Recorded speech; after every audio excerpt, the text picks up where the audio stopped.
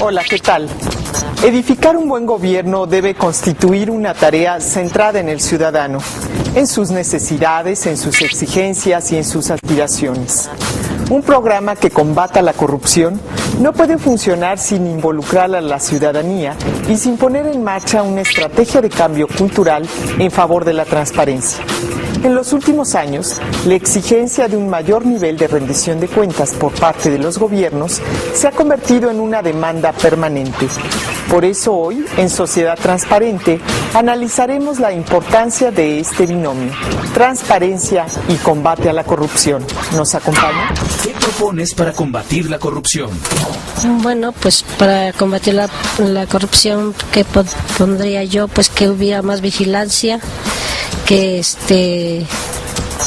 las autoridades estuvieran más al pendiente de las colonias. Exista mayor honestidad en nuestras autoridades, porque mientras existe la corrupción es porque las autoridades se hacen de la vista gorda, no quieren reconocer ahí que existe en realidad dentro de las mismas instituciones. Mucha educación para todos desde el principio. Estamos en una época donde está nula de valores, educación y conciencia sobre todo. Quitar muchos trámites burocráticos que se realizan en estas instancias. Híjole, pues yo propongo para batir la corrupción que como padres de familia deberíamos hablar con nuestros hijos, los que tenemos hijos jóvenes, principalmente pues empezar a decirles los problemas que pueden tener y las consecuencias que hay.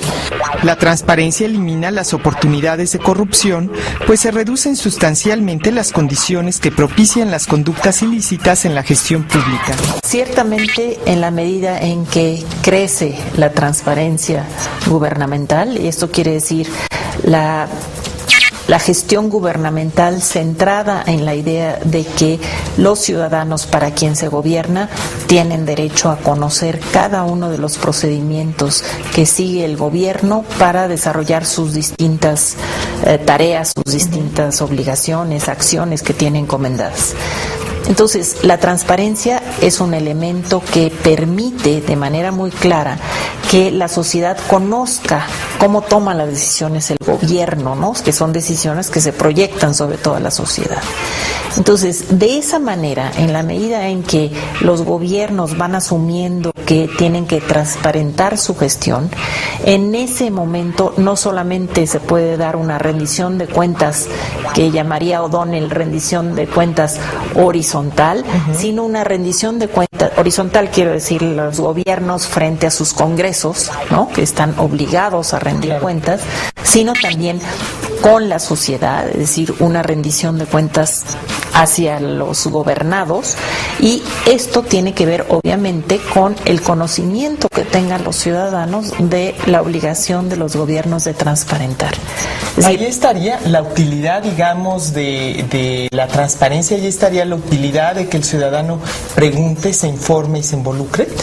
La utilidad está en que en la medida en que el ciudadano se involucre, informe, etcétera, esto va a elevar los niveles de exigencia de transparencia del gobierno, ¿no? Porque el gobierno está obligado por ley y por constitución, pero si no está la activación del ciudadano, entonces puede quedar, digamos, limitada esa obligación del gobierno hacia los ciudadanos, no hacia de manera horizontal hacia los congresos, ¿no? O hacia el Poder Judicial, sino hacia los gobiernos. Esa es una. Ahora, ¿de qué manera la transparencia sí es un elemento que ayuda a combatir la corrupción gubernamental? ¿Lo garantiza? Me parece que no lo garantiza.